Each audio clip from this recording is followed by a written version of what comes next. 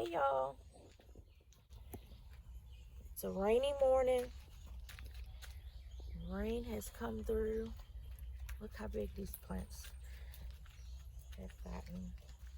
We haven't gotten any rain in over a month, so nature is taking place. And this is the basil harvest.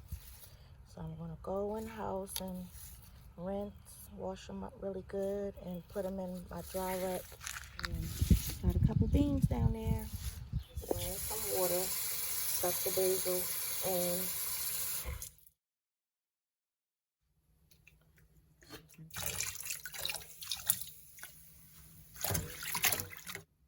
put the paper towel down. Okay, all rinsed off.